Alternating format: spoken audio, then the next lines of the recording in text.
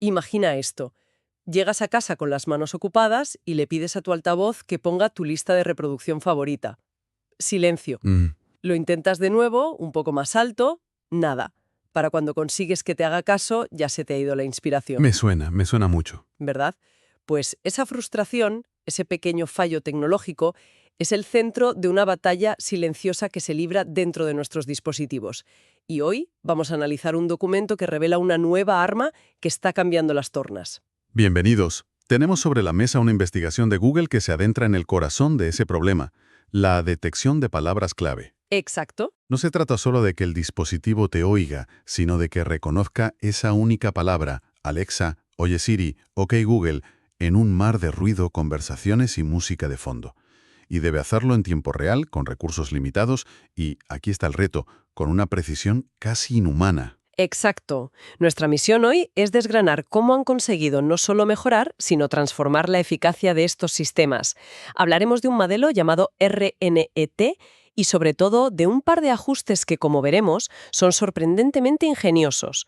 El objetivo es entender por qué a partir de ahora es mucho más probable que nuestros asistentes nos hagan caso a la primera. Es que es un equilibrio endiabladamente complejo. El sistema lucha constantemente en dos frentes. Por un lado, evitar los falsos positivos. ¿Que se active solo? Eso es, activarse cuando nadie lo ha llamado. Mi altavoz, por ejemplo, se activa a veces con la palabra próxima vez en las películas. ¡Qué clásico! Y por otro lado, evitar los falsos negativos. Quedarse mudo cuando sí lo llamas. El documento que analizamos propone una arquitectura que reduce esos falsos negativos en casi un 40%. Un 40%. Es un salto enorme. Enorme. Vale, pues entremos en materia. El estudio no parte de la nada, sino que plantea una competición. En una esquina, el campeón hasta ahora. Un sistema de referencia basado en una tecnología llamada CTC. Y en la otra, el nuevo aspirante, el RNNT. Son siglas que suenan muy técnicas, pero la diferencia entre ellas es la clave de todo. Totalmente. Pensemos en el CTC, Connectionist Temporal Classification. Durante años ha sido el estándar. Su función es simple de enunciar. Escucha una ristra de sonidos y la convierte en una ristra de letras o fonemas. Pero tiene una limitación de diseño que, pensándolo bien, es bastante. Chocante, ¿no? O sea, que trata cada sonido por separado. Exacto. Chocante. Asume que el sonido que predice en un momento no tiene ninguna relación con el que acaba de predecir. Espera, eso va en contra de la propia naturaleza del lenguaje. El lenguaje es una cadena, cada eslabón depende del anterior. ¿Cómo es posible que un sistema tan fundamentalmente limitado fuera el estándar? Por su simplicidad computacional y porque, para la época, era eficaz. Pero tienes toda la razón. Es una simplificación muy vasta. Era como intentar leer una novela mirando cada palabra a través de una mirilla, sin ver la frase completa. Claro. Para solucionar ese problema, el CTC necesitaba una muleta. Un componente externo, un cerebro adicional llamado modelo de lenguaje o LM. Ajá. Una vez que el CTC transcribía los sonidos, el LM los revisaba y decía, un momento, la secuencia «la casa es azul» tiene sentido, pero «la casa es Zix» no. Eran dos sistemas separados y a menudo torpes trabajando en tándem. Entiendo. Uno era el oído y el otro el corrector de estilo. Un apaño. ¿Y qué es lo que hace el RNNT para superar esto? El RNNT, o Recurrent Neural Network Transducer, es un cambio de paradigma. Es un modelo todo en uno. Ah, Integra el oído y el corrector en una única red neuronal. Tiene una parte, llamada red de predicción, que actúa como una memoria a corto plazo. Recuerda la secuencia que está generando. o sea, tiene contexto. Exacto. Así que cada nueva predicción se basa en su propio historial. No predice en el vacío. Sabe que se acaba de generar, la casa es, lo más probable es que lo siguiente sea un adjetivo, no una secuencia aleatoria de sonidos. Es un sistema con memoria, con contexto propio. Parece obvio que es superior. Pero me pregunto, si están conceptualmente mejor, ¿cuál es la contrapartida? Es mucho más lento, consume más batería en el dispositivo. El paper no entra mucho en eso. Es una pregunta excelente.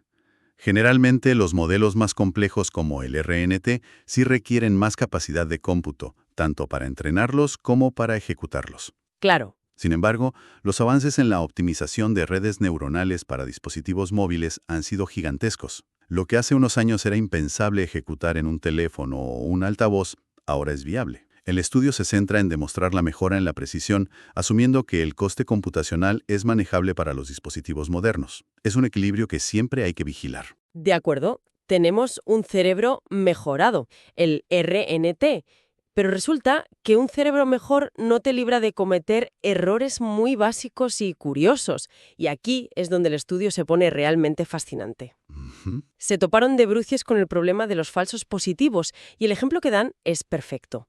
El sistema oía América y detectaba la palabra clave Erika. Claro. Fonéticamente es que está ahí dentro. Es un problema clásico y muy difícil de resolver. Si el modelo solo está entrenado para reconocer una secuencia de fonemas, pongamos Erika, cuando oye América, esa secuencia exacta aparece. Ya. Para el modelo es un éxito, ha encontrado lo que buscaba. No tiene el concepto de que una palabra debe terminar para ser una palabra. Y la solución que proponen parece casi una broma, por lo sencilla que es: añadir una etiqueta, una simple marca al final de cada palabra que quieren que el modelo aprenda. EO, Fin de palabra. End of word. eso es. Es conceptualmente simple, pero su impacto es tremendo. Es como pasar de enseñar a un niño a reconocer letras a enseñarle a reconocer letras y también los espacios entre las palabras. Claro. Le estás dando una pieza de información crucial sobre la estructura del lenguaje que antes no tenía. Le dices, la palabra clave no es solo la secuencia de sonidos Erika, sino la secuencia Erika seguida de un final de palabra. Suena elegante, quizás demasiado. ¿De verdad un problema tan complejo se soluciona con una simple etiqueta?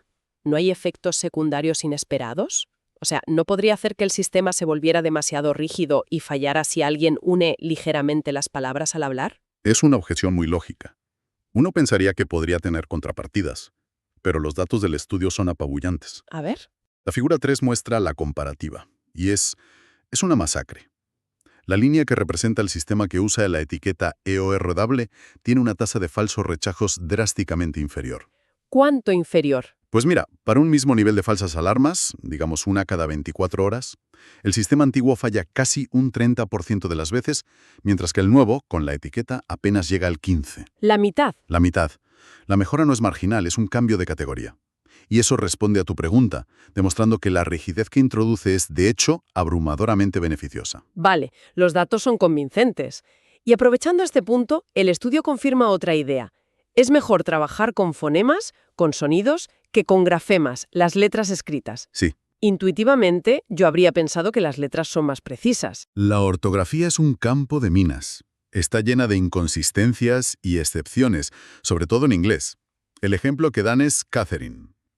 Fonéticamente suena muy parecido a Catherine, un modelo basado en letras que ha sido entrenado con millones de textos donde Catherine es mucho más frecuente, tenderá a transcribir el sonido como la forma más común que conoce, cometiendo un error. Claro, se va a lo probable. Exacto. El sonido, el fonema, es la realidad física de lo que se dice. La ortografía es solo una convención que intenta representarlo, a veces con más y a veces con menos éxito. Usar fonemas es ir directamente a la fuente. Ok, el panorama se va aclarando. Tenemos un modelo unificado, el RNNT, que entiende el contexto. Le hemos enseñado a identificar los límites de las palabras con el EW y nos basamos en los sonidos puros. El sistema ya es mucho más robusto. Muchísimo más. Pero el equipo de Google no se detuvo ahí. Añadieron la capa final, el turbo, como decíamos al principio, y lo llaman mecanismo de sesgo por atención.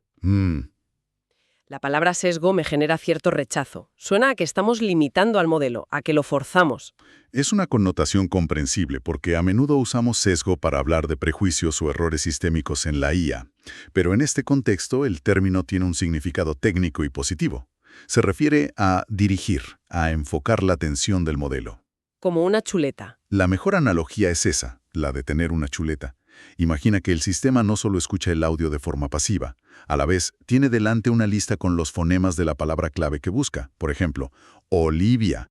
De acuerdo, pero sigo viendo un riesgo. Si el sistema está tan concentrado en su chuleta de Olivia, ¿no corremos el riesgo de que se vuelva sordo a todo lo demás? ¿Qué pasa si la palabra real era Oliver o algo parecido? ¿Esta atención focalizada no lo hace menos flexible? Esa es la belleza del mecanismo. No son anteojeras que le impiden ver los lados. es más bien un foco que ilumina el camino más probable. Ajá. El sistema sigue procesando todo el audio, pero cuando los sonidos entrantes empiezan a coincidir con el principio de la chuleta, o li, el mecanismo de atención se activa y le dice al resto del modelo: ojo, parece que vamos por buen camino. Prepárate porque lo más probable es que ahora vengan los sonidos bi-a. Entiendo. Esto tiene un doble efecto. Lo hace mucho más sensible para detectar la palabra correcta incluso en entornos ruidosos. Y a la vez lo hace más robusto para rechazar palabras que empiezan parecido, pero terminan de forma diferente, como tu ejemplo de Oliver. Es como si le diera una capacidad de anticipación, de escucha activa en lugar de pasiva. Precisamente. Y la figura 5 del documento lo visualiza de una forma espectacular.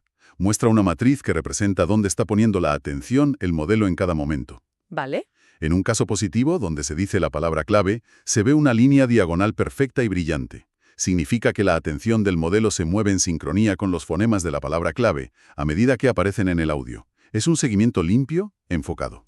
Y en un ejemplo negativo, cuando la palabra no está. Es el caos. La matriz de atención parece un cuadro de arte abstracto. La atención está dispersa, salta de un lado a otro, no encuentra un patrón, no hay foco. ¡Ostras! Es la diferencia visual entre alguien que te escucha atentamente y alguien que oye ruido de fondo mientras piensa en sus cosas. Esta visualización demuestra que el mecanismo no es una simple trampa, sino un sistema dinámico que realmente aprende a prestar atención. Y esto nos lleva al gran final, a la prueba definitiva, la figura 6, que compara el rendimiento de los tres sistemas, el CTC de referencia, el RNNT básico y el RNNT con este sesgo por atención. Los resultados hablan por sí solos. Son demoledores. Las curvas R o C, que es lo que muestra el gráfico, comparan la tasa de falsos rechazos frente a la de falsas alarmas. Cuanto más abajo y a la izquierda esté la curva, mejor es el sistema. Y la del RNNT con sesgo está... Está en otra liga, muy por debajo de las otras dos. Traduzcamos eso a cifras concretas. El documento destaca un punto de operación, manteniendo las falsas alarmas muy bajas, a un nivel casi imperceptible para el usuario. En ese punto, el sistema CTC de referencia fallaba en reconocerte un 14,5% de las veces. El RNT, con sesgo por atención, reduce esa cifra al 8,9%. Es una reducción relativa de errores del 39%. Es una pasada. Para ponerlo en perspectiva, en este campo, una mejora del 5 o el 10% ya se considera un gran avance, algo digno de publicar. Una mejora del 39% es un salto generacional. Significa que casi la mitad de las veces que antes el dispositivo te habría ignorado, ahora te va a responder. Es la diferencia entre una tecnología que a veces funciona y una en la que puedes confiar. Totalmente. Y para asegurarse de que no fue un golpe de suerte con una palabra clave concreta, analizaron el rendimiento para muchas palabras distintas, ¿verdad? Ahí entra la figura 7. Exacto. La figura 7 es un histograma que muestra la distribución de las tasas de error para un conjunto de palabras clave. Si la mejora solo funcionara para unas pocas, veríamos barras repartidas por todo el gráfico. Claro. En cambio, lo que vemos es una acumulación masiva de barras en el extremo izquierdo, en la zona de error bajo, entre el 0 y el 15%. Esto demuestra que la técnica es robusta, consistente y generalizable. Funciona bien para la gran mayoría de palabras clave. Fascinante. Ha sido un viaje desde un sistema con fallos conceptuales hasta una arquitectura increíblemente afinada. Si tuviéramos que destilar todo esto en las ideas clave, en los tres pilares que explican por qué nuestros asistentes de voz son ahora mucho menos frustrantes, ¿cuáles serían? El primero, sin duda, es la arquitectura unificada. El paso del modelo CTC más LM, que eran dos piezas pegadas, al RNT, un sistema todo en uno, es fundamental. Ajá. Integrar la acústica y el lenguaje desde el principio crea un modelo intrínsecamente más consciente del contexto. El segundo pilar sería esa solución tan simple como efectiva. El segundo es la elegancia de las ideas simples. La etiqueta EOON, o fin de palabra, resolvió un problema de ambigüedad profundísimo con un coste computacional casi nulo.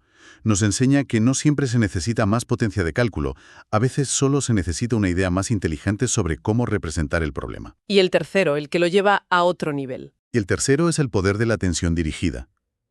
El mecanismo de sesgo es el multiplicador de rendimiento. Es lo que permite al modelo pasar de una escucha pasiva y reactiva a una escucha activa e intencionada. Le da un propósito o un objetivo, y eso reduce los errores de forma espectacular. Entonces, Si ahora los sistemas se escuchan con intención, gracias a este mecanismo de atención, ¿cuál es el siguiente paso lógico? ¿Enseñarles a entender el subtexto o la emoción detrás de la palabra clave? ¿Abre esto la puerta a asistentes que no solo responden a su nombre, sino al tono con el que se les llama? Has dado en el clavo. Ese es el siguiente horizonte. Pasar de reconocer la palabra a comprender la intención. Claro. Oye Siri dicho con urgencia no es lo mismo que uno dicho con calma. Un Alexa susurrado de noche debería provocar una respuesta también susurrada. Integrar el contexto emocional y situacional es el próximo gran desafío. Esta investigación sienta las bases de un sistema que pueda enfocarse. El siguiente paso es enseñarle en qué matices debe fijarse. En esencia, hemos sido testigos del paso de una escucha robótica a una escucha con intención. La próxima vez que un asistente de voz se active por error o no lo haga cuando debería, podremos pensar en qué parte de este complejo sistema pudo haber fallado. ¿Fue un fonema confuso, una palabra dentro de otra como Erika en América, o quizá simplemente el modelo no estaba prestando la suficiente atención?